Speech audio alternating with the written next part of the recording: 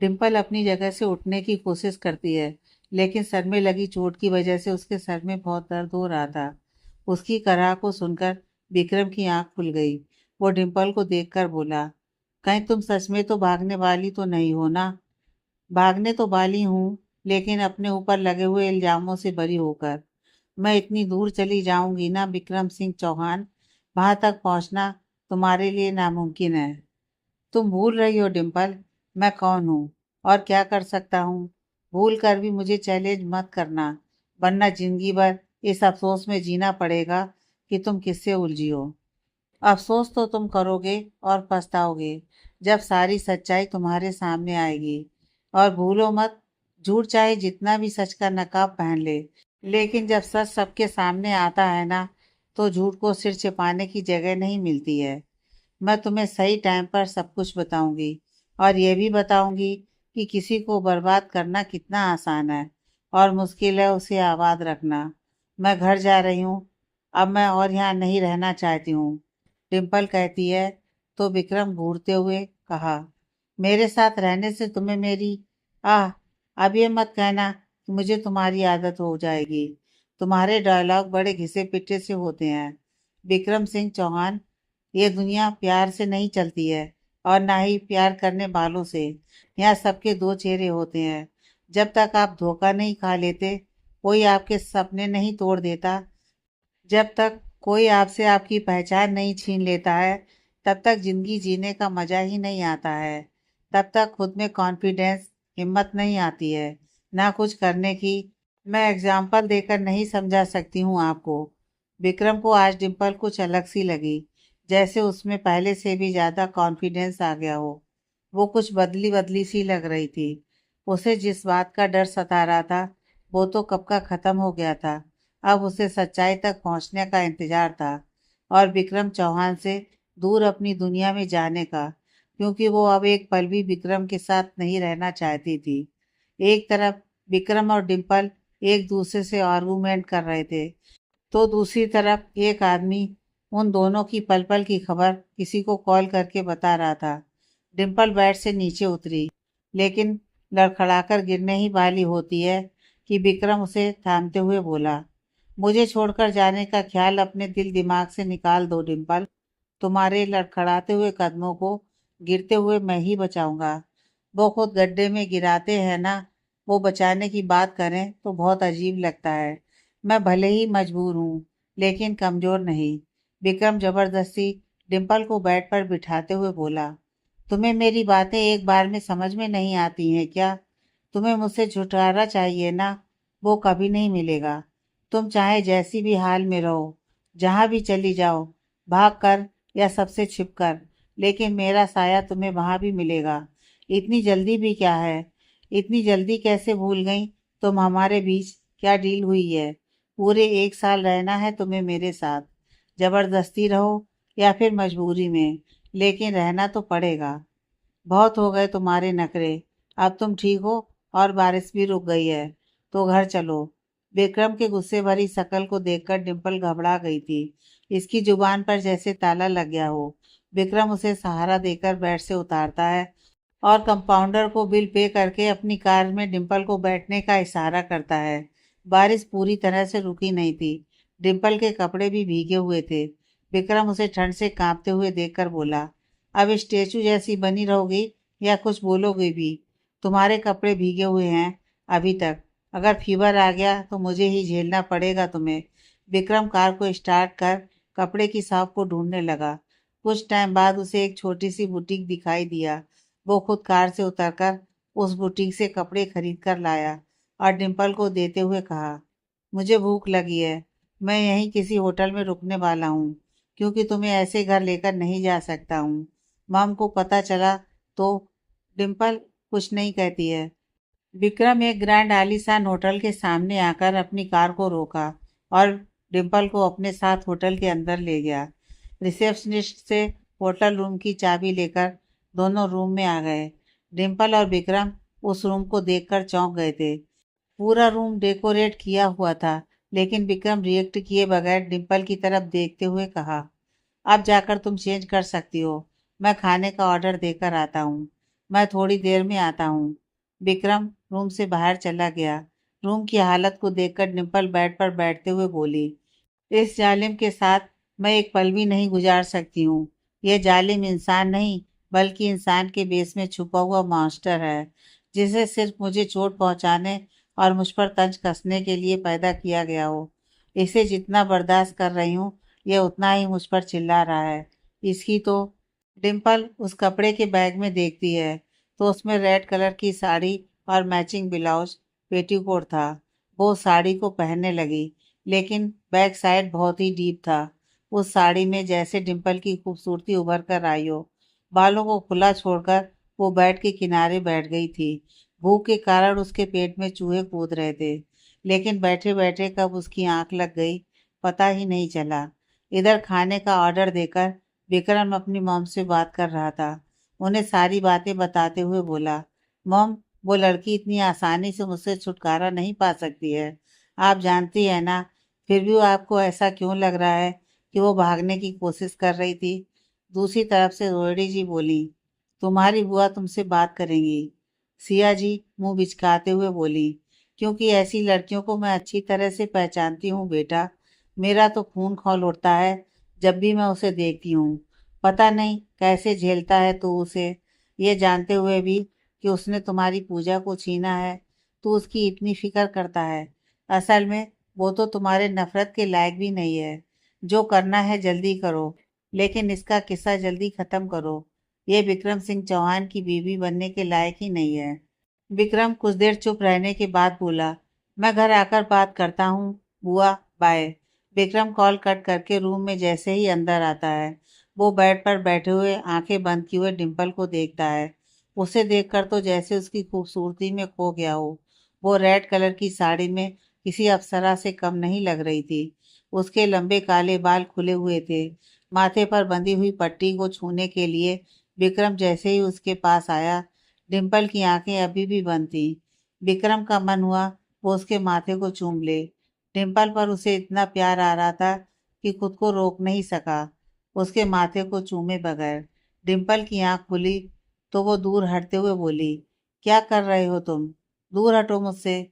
लेकिन विक्रम उसके और भी करीब आने लगा। डिम्पल दीवार से सट गई। विक्रम के शर्ट के बटन खुले हुए थे। डिम्पल अब चाह कर भी कुछ नहीं कर पा रही थी कि विक्रम मुस्कुराते हुए बोला, इस बार तो छोड़ दिया, लेकिन अगली बार नहीं। विक्रम, एक बात पूछूं? डिम्पल हिचकिचाते हुए बोली, क्यों, मना करूंगा तो नहीं पूछोगी? विक्रम एटीट्यूड दिखाते हुए कहा, तुम्हें मुझ पर भरोसा है? विक्रम हंसते हुए बोला, यह सवाल है या फिर कुछ और कहने की कोशिश कर रही हो? मजाक नहीं कर रही हूँ। क्या मुझे अपनी बेगुनाही साबित करने का एक मौका भी नहीं मिल सकता है? मैं जानती हूँ तुम्हारे दिल पर क्या बीत रही है। तुमने क्या खोया है? किसी को पाने से पहले खो देना बर्दाश्त कर लेना आसान है, लेकिन किसी को पाकर खो देना, ऐसा लगता है जैसे कोई जान निकाल कर ले गया, जिसके बगैर जीने के बारे में कल्पना भी नहीं की हो। अचानक से उसके साथ हमेशा के लिए आपसे छूट जाता है तो जीना तो जैसे ही भूल जाते हैं। नहीं जिया जाता है उसके बगैर, जैसे हमारी सांसें छीन ली गई हों। सब कुछ होकर भी, अपने साथ होते हुए भी खुद को अकेला महसूस करना, क्योंकि उसकी कमी कोई पूरा नहीं कर सकता है। ये बात वही समझ सकता है जिसने खोया हो, और ये मुझसे बेहतर कोई नहीं समझ सकता है। बोलते हुए डिम्पल की आंखें भर आईं, जैसे उसके अतीत में बीता हुआ मंजर उसकी आंखों के सामने आ गया हो। विक्रम उसकी आंखों में दर्द के साथ साथ आंसू भी देख रहा था, जैसे डिम्पल का दर्द उसे अपना सा लग रहा हो। वो उसके बहते हुए आंसुओं को पोंछना चाहता था, लेकिन उसकी हिम्मत नहीं हुई, क्योंकि डिम्पल की बातों से उसे पूजा की याद आ गई। दोनों बालकनी में अलग अलग जगहों पर खड़े होकर आसमान की तरफ देख रहे थे। डिम्पल अपने आंसुओं को पोंछते हुए बोली, मैंने तो तुमसे एक मौका ही तो मांगा है खुद की बेगुनाही साबित करने का। मैंने पूजा का एक्सीडेंट नहीं किया है। आखिर उसकी कार का ब्रेक फेल कैसे हुई? मुझे सच्चाई तक पहुंचना है, और उसके लिए मुझे तुम्हारा साथ चाहिए। जब सच्चाई बाहर आ जाएगी तो मेरे ऊपर लगे हुए सारे कलंक मिट जाएंगे, तभी मुझे सुकून मिलेगा। एक साथ बीत जाने के बाद मैं अपने रास्ते और तुम अपनी मंजिल के पास। फिर मैं तुम्हारी लाइफ में दोबारा नहीं आऊंगी, कभी अपनी मनहूस परछाई तक नहीं पड़ने दूंगी। आखिर क्या है डिम्पल का पास्ट? किसे खोया था डिम्पल ने, जिसको वो आज तक नहीं भूल पाई? कौन था वो शख्स? ऐसे सवाल विक्रम के मन में उठ रहे थे। विक्रम बस डिम्पल को देखे जा रहा था। उसकी आंखों में नमी थी, लेकिन वो दिखाना नहीं चाहता था। विक्रम कुछ कहता, उससे पहले ही गेट की बिल बजने की आवाज आई। विक्रम गेट खोलने गया तो वेटर खाना लेकर आ चुका था। विक्रम उसके हाथ से खाना लेकर उसे टिप देकर गेट को लॉक कर देता है और खाने को प्लेट में निकालकर डिम्पल को आवाज देते हुए कहा, मैं अकेले इतना सारा खाना तो नहीं खा सकता हूँ। तुम्हें भूख लगी है तो साथ में खा सकती हो। डिम्पल अभी तक अपने पास्ट में खोई हुई थी। विक्रम फिर से आवाज देता है, डिम्पल तुम सुन रही हो ना? विक्रम उसके पीछे खड़े होकर उसके कंधे पर हाथ रखते हुए बोला, डिम्पल मैं तुम्हें कब से आवाज दे रहा हूँ, तुम कहाँ खोई हुई हो? मैं कहीं नहीं। तुम कुछ बोल रहे थे। हाँ, तुम्हें भूख लगी है या नहीं? हाँ लगी है। डिम्पल देखती है विक्रम खाने को प्लेट में निकाल चुका है। खाने की तरफ देखते हुए डिम्पल खाने बैठ गई और विक्रम भी। खाना खाने के बाद डिम्पल बेड के किनारे सोने चली गई और कुछ ही देर में विक्रम को नींद आ गई, लेकिन डिम्पल की आंखों में नींद नहीं थी। सुबह हो गई थी। विक्रम की आंख खुली तो वो देखता है डिम्पल गहरी नींद में सोई हुई है। तभी उसके मोबाइल की रिंग बजी। वो देखता है उसके डैड का कॉल आ रहा है। वो कॉल रिसीव करते हुए बोला, hello, good morning dad. Good morning बेटा। डिम्पल अब ठीक है ना? तुम घर कितनी देर में आ रहे हो? बस कुछ ही देर में। मैं डायरेक्ट ऑफिस पहुंचता हूँ। मिस्टर चौहान कहते हैं मैं पुलिस स्टेशन जा रहा हूँ मिस्टर सिंघानिया की बेल कराने, क्योंकि अब मैं और उन्हें जलील होते हुए नहीं देख सकता हूँ। विक्रम विक्रम कुछ सोचते हुए बोला, उन्हें जेल में ही रहने दीजिए डैड, क्योंकि मुझे उन्हें जेल में बंद देखकर सुकून मिलता है। मैंने बहुत कुछ सहा है, यह एहसास अब उन्हें भी महसूस कराना होगा। इतनी जल्दी भी क्या है डैड? डिम्पल की आंख खुल चुकी थी। वो सारी बातें सुनकर बिल्कुल चुप थी। विक्रम अपने डैड से बोला, मुझे अभी थोड़ा टाइम लगेगा, क्योंकि आज मैं पूजा की मॉम से मिलने जा रहा हूँ। वो मुझसे मिलने आ रही हैं। अभी उनका मैसेज आया है। मैं उन्हें लेने रेलवे स्टेशन जा रहा हूँ dad. Bye. Mister Chauhan Dimple से बात करना चाहते थे, लेकिन उससे पहले ही विक्रम कॉल कट कर देता है। डिम्पल अपने मन में सोचने लगी, मुझे लगा तुम मुझे एक मौका दोगे, मुझे समझोगे, लेकिन तुमने भी अपना रंग दिखा ही दिया विक्रम। तुम जैसा जालिम इंसान कभी नहीं बदल सकता है। और मैं किस पर भरोसा कर बैठी, जिसे सिर्फ अपने बदले और अपने आप से मतलब है, और किसी से नहीं। आई एम सॉरी डैड, आज मेरी वजह से आपकी यह हालत है, लेकिन बहुत जल्दी मैं सब कुछ ठीक कर दूंगी। डिम्पल बेड से उतरकर वो विक्रम के पास आकर बोली, तुम कहाँ जा रहे हो? मैं पूजा की मॉम को लेने रेलवे स्टेशन जा रहा हूँ। तुम मेरे साथ चल सकती हो, लेकिन उन्हें पता नहीं चलना चाहिए कि पूजा का एक्सीडेंट तुमने किया है और मेरी तुमसे शादी हो चुकी है। वो मेरी माँ जैसी नहीं, बल्कि मैं उन्हें माँ मानता हूँ। अगर उन्हें पता चला तो वो। मैंने कुछ नहीं किया है मिस्टर चौहान। यह बात मैं कितनी बार बोलूं? तुम्हारे चीखने चिल्लाने का असर मुझ पर नहीं होने वाला है डिम्पल। सच्चाई को स्वीकार करना सीखो। डिम्पल, क्या भरोसा है कि अगर तुम्हें मौका मिले तो तुम खुद को बेगुनाह साबित कर लोगी? बातें बनाना बंद करो और इस तरह से चिल्लाकर बोलना भी। न मुझे तुम पर भरोसा करना है और ना ही कोई और बात सुननी है। मैं झूठ नहीं बोल रही मिस्टर चौहान। और हाँ, मैं आपके साथ रेलवे स्टेशन जा रही हूँ और सच्चाई को स्वीकार कर चुकी हूँ कि आप चाहे बेगुनाह भी हैं, लेकिन जब तक आप अपनी बेगुनाही साबित नहीं करते, तब तक लोग आप पर भरोसा नहीं करते हैं, चाहे आप चीख चीख कर क्यों ना बोलें। और आप देखिएगा एक दिन आप खुद मेरे सामने घुटने के बल खड़े होकर माफ़ी मांगेंगे, और अफसोस कि उस वक्त मैं नहीं रहूंगी और आपको उस दर्द का एहसास होगा जो बेवजह मैं सह रही हूँ। विक्रम डिम्पल को बिना देखे ही रूम से बाहर निकल गया। पीछे पीछे डिम्पल भी आई। होटल रूम का बिल पे कर दोनों होटल से बाहर आए। विक्रम रेलवे स्टेशन के लिए निकल पड़ा। मिस्टर चौहान डाइनिंग टेबल पर बैठकर नाश्ता कर रहे थे। तभी परी मुस्कुराते हुए बोली, मामा जी, भाई कब घर आएंगे? कल रात से ही वो बाहर हैं। वो अभी पूजा की मॉम को लेने रेलवे स्टेशन गया है। अब तो उन्हें लेकर घर आएगा। उसके बाद ऑफिस। मिस्टर चौहान चाय पीते हुए बोले, पूजा की मॉम? ये कैसे हो सकता है? जब पूजा ही नहीं रही तो उसके फैमिली वालों से हमारा क्या रिश्ता? आपने एक बार भी मना नहीं किया विक्रम को। भैया, वो नासमझ है, लेकिन आप तो समझदार है ना। सिया जी मुंह बनाते हुए बोली तो रोहिणी जी भी उनका साथ देते हुए बोल पड़ी। दीदी सही कह रही हैं। पूजा की मम से हमारा क्या वास्ता? आप साफ साफ इनकार कर दीजिए। मिस्टर चौहान अपनी बहन और पत्नी की बातों से इरिटेट होते हुए बोले, विक्रम को मैं कैसे मना कर सकता हूँ? तुम दोनों एक ऐसी बेवकूफ़ों वाली बातें कर रही हो। चुप रहो तुम दोनों। मेरे सामने तो कह दिया, अपने बेटे के सामने जुबान पर गलती से भी बात मत लाना, नहीं तो वो एक पल भी नहीं गवाएगा यहाँ से जाने में। मिस्टर चौहान ऑफिस के लिए चले गए थे। परी भी नाश्ता फिनिश कर कॉलेज के लिए चली गई थी। लेकिन सिया जी और रोहिणी जी के चेहरे की हवाइयाँ उड़ चुकी थी जब से उन्होंने सुना कि पूजा की मॉम आ रही हैं। उन दोनों को एक पल के लिए भी चैन नहीं मिल रहा था। विक्रम अपनी कलाई में बंधी हुई घड़ी में देखता है तो 9:15 हो चुके थे। पूजा की मॉम जिस ट्रेन से आने वाली थी उस ट्रेन के आने का टाइम हो गया था। तभी ट्रेन की हॉर्न बजी। सही टाइम पर ट्रेन पटरी पर रुकी। सारे यात्री धीरे धीरे करके उतर रहे थे। एक लेडी सिल्क की साड़ी पहने, माथे पर बिंदी, गले में मंगलसूत्र, दिखने में गोरी गोरी लंबी चौड़ी सी। उसे देखकर विक्रम के होठों पर मुस्कान आ गई थी। लेकिन उस लेडी को देखकर डिम्पल को ऐसा लगा जैसे वो उन्हें देख चुकी है। डिम्पल खुद से ही बड़बड़ाती हुई थी, ये चेहरा कुछ जाना पहचाना सा लग रहा है। कहीं तो मैंने इन्हें देखा है, लेकिन कहाँ, ये याद नहीं आ रहा है। विक्रम जैसे ही पूजा की मॉम के पैर छूता है, वो गुस्से में अपने कदम पीछे करते हुए बोली, मैं यहाँ उन्हें आशीर्वाद देने नहीं आई हूँ, बल्कि अपनी बेटी की कातिल को सजा दिलाने आई हूँ। तुमसे मेरा रिश्ता तभी तक था जब तक मेरी बेटी थी। जब पूजा ही नहीं रही तो तुमसे मेरा क्या वास्ता?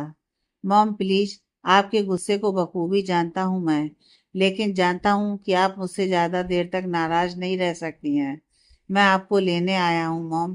पूजा भी तो यही चाहती थी कि आप हमेशा हम दोनों के साथ रहे। पूजा इस दुनिया में नहीं, लेकिन वो आज भी मेरे दिल में जिंदा है और मैं उसे कभी खुद से दूर नहीं करूँगा। पूजा की मॉम जैसे ही विक्रम की बातें सुनती हैं, उनकी आंखें डबडबा गईं। वो अपने बेटे समान दामाद को गले लगाकर रोने लगीं।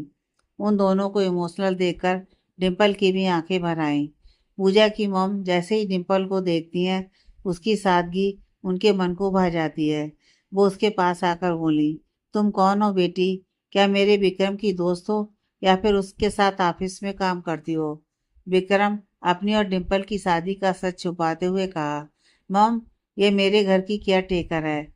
जब मैं ऑफिस में होता हूँ तो वह मेरे घर की देखभाल करती है और उसी घर में रहती भी है।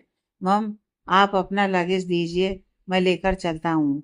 डिम्पल पूरी तरह चौंक गई थी। आखिर ये किस घर की बात कर रहा है जहाँ मैं इसके घर की देखभाल करती हूँ? विक्रम लगेज को कार में रखता है और पूजा की मॉम के लिए कार का विंडो खोलता है। डिम्पल भी आगे की सीट पर विक्रम के बराबर बैठ जाती है। तो पूजा की मॉम कहती हैं, तुम्हारा नाम क्या है बेटा? जी, डिम्पल। डिम्पल जैसे ही अपना पूरा नाम लेती है, विक्रम बीच में ही उसकी बात को काटता हुआ कहा, मॉम, ये डिम्पल है सिर्फ, इसका कोई सरनेम नहीं है।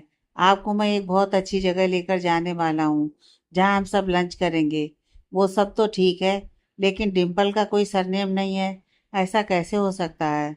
कोई तो सरनेम होगा ना बेटा तुम्हारा। नहीं आंटी, मेरा कोई सरनेम नहीं है और ना ही कोई पहचान है।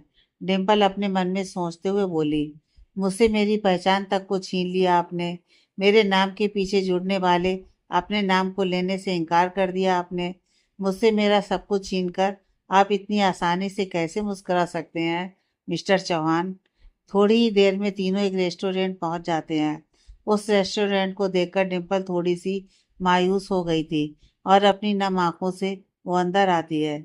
विक्रम पूजा की मम को बैठने को कहता है, लेकिन डिम्पल सारे रेस्टोरेंट को देख रही थी। आज भी उसे किसी की बातें और यादें ताजा हो रही थी। हर तरफ उसकी आवाज और हंसी गूंज रही थी। डिम्पल मन मारकर बैठ तो गई, लेकिन एक कोने में कपल सीट को बहुत ही गौर से देखे जा रही थी। विक्रम डिम्पल को देखकर बोला, क्या हुआ तुम्हें? कुछ नहीं। विक्रम खाना ऑर्डर करता है और बाथरूम के बहाने वो उठकर दूसरी तरफ चला गया। विक्रम किसी वेटर से टकरा जाता है। वो वेटर डिम्पल को देखे जा रहा था। विक्रम को थोड़ा गुस्सा भी आया, लेकिन वो वेटर मुस्कुराते हुए कहा, वो मैडम आज इतने दिनों के बाद। नहीं नहीं, साल तो बीत गए होंगे। आज इतने टाइम बाद इस मैडम को देखकर अजीब सा लगा। किस मैडम की बात कर रहे हो तुम? यहाँ सिर्फ मेरी सास और मेरी वाइफ है। इसके अलावा तो मुझे कोई और दिखाई नहीं दे रहा। विक्रम के बोलते ही वो वेटर कहता है, वो मैडम जो गोरी सी हैं और बुजुर्ग महिला के साथ बैठी हैं, वो पहले भी आया करती थी अपने मंगेतर के साथ। कितना प्यार था उन दोनों में। दोनों एक दूसरे के साथ यहाँ न जाने कितनी बार आते थे। लेकिन अफसोस, अगर वो मनहूस दिन नहीं आया होता। विक्रम वेटर की बातें सुनकर बोला, मतलब? अरे साहब, मैडम जिस लड़के से प्यार करती थी उसका तो। वेटर कुछ कहता उससे पहले ही उसका मैनेजर उसे बुला लेता है। लेकिन विक्रम के मन में न जाने कितने सारे सवालों ने घेर लिया था कि आखिर डिम्पल का सच क्या है। क्या वो पहले से ही शादीशुदा है या फिर किसी से प्यार करती थी? आखिर क्या है सच? इस बात को जानने की उत्सुकता में विक्रम और भी ज्यादा डिम्पल को समझने की कोशिश कर रहा था। टेबल पर खाना लग गया था। डिम्पल पूजा की मॉम के साथ बात करते हुए खाना फिनिश करती है। फिर तीनों कार में बैठकर घर जाने के लिए निकल पड़े। इधर चौहान हाउस में सियाजी दरवाजे की तरफ टकटकी लगाए हुए थी कि अब तक विक्रम पूजा की मॉम के साथ क्यों नहीं आया है। उन्हें ऐसे टेंशन में देखकर परी कहती है, मॉम, आप दरवाजे पर खड़े होकर डैड के आने का इंतजार तो नहीं कर रही? यह मुझे पता है, लेकिन इतनी बेसब्री से अगर आप डैड का नहीं तो किसका इंतजार कर रही हैं? परी, जाकर अपना काम करना। तुझे कॉलेज जाना है ना, और अपने डैड का रिश्ता मुझसे मत जोड़। क्यों, मैं आसमान से टपकी हूँ क्या? अगर मैं आपकी और डैड की बेटी नहीं हूँ तो? परी गुस्से में बोली। तो सिया जी परी की बातों को इग्नोर करके बोली, तू जाती है या फिर तुझे तेरे बाप के पास भेजूं? नाक में दम करके रखा है, जैसा बाप वैसी बेटी। तुमसे अच्छा मेरा बेटा है। कम से कम मेरी हर बात तो मानता है और मुझे समझता भी है। हाँ, तो अपने नालायक बेटे की याद आ रही है तो उसके पास क्यों नहीं चली जाती हैं? मुझे और मामा की फैमिली को चैन से जीने क्यों नहीं देती हैं? परी रोते हुए बोलकर वहां से चली जाती है। विक्रम अपने उसी पुराने घर में पहुंच गया था जहां वो अपनी पत्नी पूजा के साथ रहता था। इतने दिनों के बाद इस घर में आकर विक्रम को अच्छा लगा। वो मुस्कुराते हुए मन में कहा, मैं तुमसे दूर ज्यादा दिनों तक नहीं रह सकता पूजा। देखो, तुम्हारा प्यार आखिर मुझे इस घर में ले ही आया। विक्रम को मुस्कुराते हुए देखकर डिम्पल मन में, ये जालिम मुस्कुराते हुए क्यूट लगता है। अपने घर में कदम रखते ही विक्रम पुरानी यादों में खो गया था। जैसे पूजा उसके आने का इंतजार करती होगी और विक्रम के देर होने पर उससे शिकायत भी बहुत प्यार से कर रही थी। विक्रम घर के हर कोने में बस पूजा को देख रहा था। जैसे अब पूजा आएगी और झूठ मूठ कर उठते हुए बोलेगी, आज फिर तुमने देर कर दी ना। मैं सुबह के 8 बजे से लेकर रात के 9 बजे तक अकेली रहती हूँ। तुम नहीं समझ सकते हो कि अकेले रहने में कितनी तकलीफ होती है। जब मैं नहीं रहूंगी तब तुम्हें भी समझ में आएगा अकेलापन क्या होता है। पूजा की बातों को याद करके विक्रम की आंखें भर आईं। वो बिना डिम्पल को कुछ कहे सीधे अपने कमरे में चला आया। लेकिन डिम्पल उसे देखकर सब कुछ समझ चुकी थी। सिया जी और रोहिणी जी दोनों परेशान थी कि विक्रम अभी तक घर क्यों नहीं आया। सिया जी जानबूझकर आग में घी डालते हुए बोली, हो ना हो यह उसी लड़की की हरकत है भाभी। आप देखिएगा, उस पूजा की तरह ये लड़की भी हमारे विक्रम को हमसे दूर कर देगी। एक वो मनहूस पूजा जब से मेरे बेटे की जिंदगी में आई थी, सब कुछ बदल दिया था उसने। इस घर की बारिश को अपनी उंगली के इशारे पर न चाहती थी, लेकिन कलेजे को ठंडक तब मिली जब उसकी मौत की खबर सुनी। अब ये लड़की विक्रम को फिर से। ऐसा कभी नहीं होगा। जो मैं हमेशा से चाहती थी वही होता आया है और हमेशा होता ही रहेगा। वो लड़की मेरे लिए कुछ नहीं है। पूजा को जैसे मैंने अपने बेटे की जिंदगी से दूर किया, मुझे थोड़ी सी भी देर नहीं लगेगी उसे निकालने में। रोहिणी जी कहती हैं तो सिया जी अपनी भाभी को एकटक देखने लगी। रोहिणी जी मुस्कुराते हुए फिर से बोली, तुम्हारे चेहरे की तो हवाइयां ही उड़ गईं। ऐसा लग रहा है जैसे तुम पहली बार मुझे ऐसी बातें करते हुए देख रही हो। इतनी शॉक्ड होने की जरूरत नहीं है, मेरी पार्टनर हो तुम। सिया, अब इतनी टेंशन मत लो और चिल करो। मैं तुम्हारे लिए कॉफी भिजवाती हूँ। रोहिणी जी चली जाती हैं, लेकिन सिया के चेहरे पर रहस्यमयी मुस्कान थी। वो खुद से कहने लगी, आप नहीं जानती भाभी, लेकिन इतना भी इतराना जरूरी नहीं है, क्योंकि जो आप नहीं जानती हैं वो मैं जानती हूँ। और आपकी सबसे बड़ी कमजोरी भी मेरे पास है, और ये कमजोरी मेरे बहुत काम आएगी। डिम्पल किचन में आती है और 2 कप चाय और 1 कप कॉफी बनाने लगी, और थोड़ी ही देर में वो पूजा की मम को चाय देती है और विक्रम की ओर काफी बढ़ाते हुए बोली, ये आपकी कॉफी है सर। मैं ऐसी कॉफी नहीं पीता हूँ, जानती हूँ, इसलिए ये कॉफी विदाउट शुगर है। और हाँ, और स्ट्रांग भी है, जैसा आप पीते हैं। पूजा की मम उन दोनों को देखकर बोली, डिम्पल, तुम इतना कुछ कैसे जानती हो विक्रम के बारे में? क्या मुझे जो दिखाई दे रहा है वो सच है, या फिर तुमने जो मुझे बताया है वो झूठ है? बताओ विक्रम, कहीं तुम मुझसे कुछ छिपा तो नहीं रहे हो ना? नहीं मॉम, आपको ऐसा क्यों लगता है कि मैं आपसे झूठ बोल रहा हूँ? वो इसलिए क्योंकि डिम्पल के गले में मंगलसूत्र है, और अगर वो दिन रात यहीं रहती है तो क्या इसका पति इसे ऐसे ही किसी गैर मर्द, वो भी अकेला तना, जिसकी बीवी कुछ महीने पहले ही गुजर गई हो, उसके घर में ऐसे ही छोड़ देता है? कुछ कहता नहीं है क्या? क्या इसके चरित्र पर उंगली नहीं उठाता होगा? जवाब दो विक्रम। मम, ऐसा कुछ नहीं है, और आप जैसा सोच रही हैं वो सही नहीं है। तो फिर सही क्या है विक्रम? क्या तुम दोनों के बीच अवैध संबंध है, या फिर कुछ और? पूजा की मम कादम्बरी जी की बातें सुनकर डिम्पल की आंखें भर आई थीं, लेकिन अपने चरित्र पर उठ रही उंगली को वो सहन नहीं कर सकी, और अपनी जगह से उठकर बोली, आप भी तो एक औरत है ना आंटी जी? ऐसे किसी को जाने बगैर किसी के चरित्र पर उंगली कैसे उठा सकती हैं? मुझे गलत मत समझो डिम्पल, तुम मेरी बेटी के समान हो। लेकिन आज जो सवाल मैं कर रही हूँ, अगर किसी और ने किया तो क्या जवाब दोगी?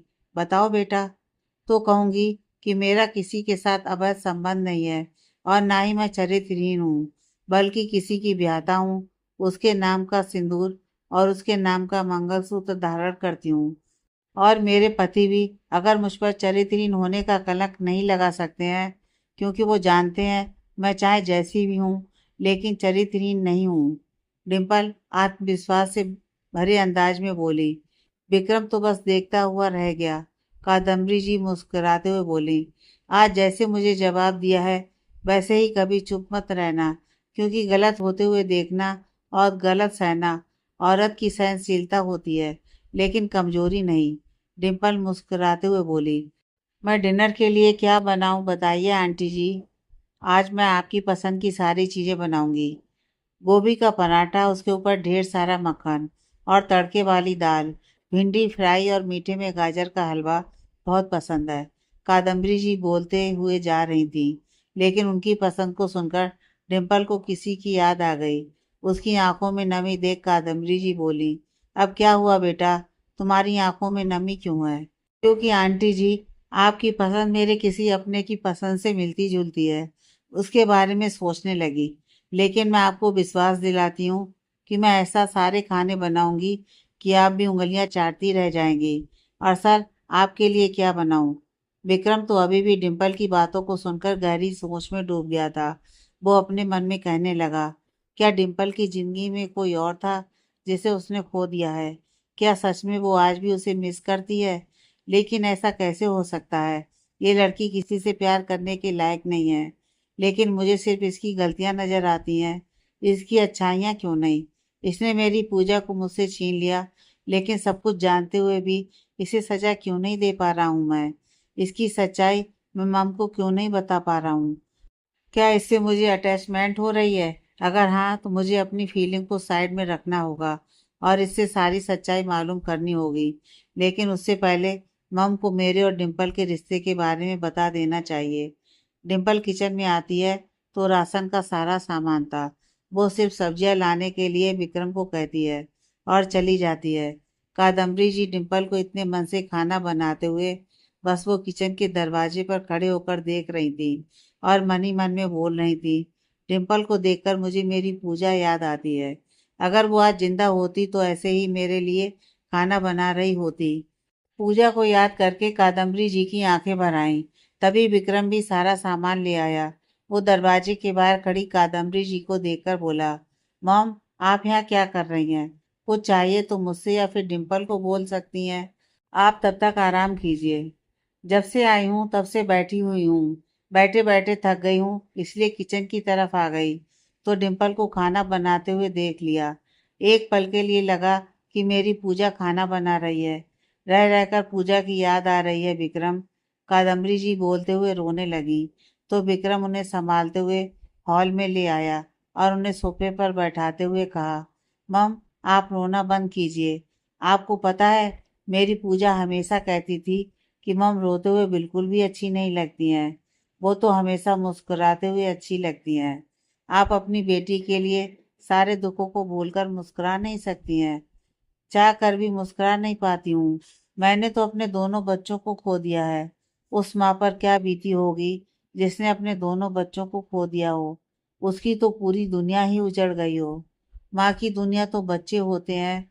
अपनी जान से भी बढ़कर प्यार देने वाली माँ जब अपने बच्चों को खो देती है तो उसकी दुनिया उजड़ जाती है। खुद को संभालना बहुत मुश्किल हो जाता है। मेरी पूजा की क्या गलती थी विक्रम, जिसने उसे मार डाला? मेरी पूजा ने किसी का क्या बिगाड़ा है?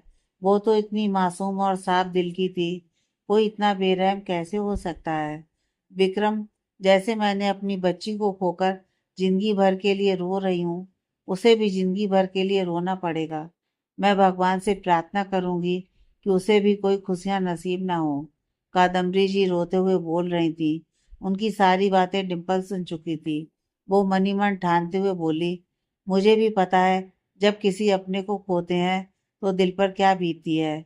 मैं आपके दुख को तो कम नहीं कर सकती हूँ, लेकिन जिसने भी पूजा की जान ली है उसके चेहरे का नकाब उतारकर आपके सामने लाकर रहूंगी। करीब 1 घंटे में खाना बनकर तैयार हो गया। डाइनिंग टेबल पर खाना लगाकर डिम्पल कादम्बरी जी को खाने के लिए बुलाती है, लेकिन विक्रम अपने कमरे में ऑफिस के काम में बिजी ही था। उसे बुलाने के लिए डिम्पल तो गई, लेकिन विक्रम को देखकर उसकी हिम्मत नहीं हो पा रही थी कि वो विक्रम से खाने के बारे में पूछे। डिम्पल कादम्बरी जी को खाना खिलाकर उन्हें गुड नाइट बोल देती है। कादम्बरी जी भी अपने कमरे में सोने चली गई। डिम्पल बहुत हिम्मत जुटाकर कॉरिडोर में पहुंचकर खुद को सांत्वना देते हुए बोली, आज चाहे जो हो जाए, अगर ये जालिम चिल्लाएगा तो सुन लूंगी, लेकिन इसके मन में क्या है ये जानकर रहूंगी। आखिर ये करने क्या वाला है? डिम्पल विक्रम के कमरे को बिना नॉक किए अंदर आ गई और उसकी आंखों में देखते हुए बोली, आपको भूख नहीं लगी है क्या? हम थोड़ी देर में आते हैं। डिम्पल को ताज्जुब हुआ विक्रम की बात को सुनकर, क्योंकि उसे तो लगा था कि आज विक्रम पूरे गुस्से में होगा। लेकिन विक्रम भी मन ही मन स्वीकार कर चुका था कि हो सकता है कि पूजा की मौत की जिम्मेदार डिम्पल ना हो सकता है वो सच बोल रही हो। डिम्पल अपने मन में, ओ माय गॉड, ये इतने नॉर्मल से मुझसे बात कैसे कर सकते हैं? ये ठीक तो है ना? या फिर मैं कोई सपना देख रही हूँ? सपना है तो यही सही, क्योंकि कम से कम हमारे बीच बातें तो अच्छी तरह से हो रही हैं ना। विक्रम अपने लैपटॉप को साइड में रखते हुए कहा, मम को सच ना बताने के लिए थैंक यू। डिम्पल को और भी ज्यादा शौक लगा, क्योंकि वो पहली बार विक्रम की जुबान से थैंक यू वर्ड सुन रही थी।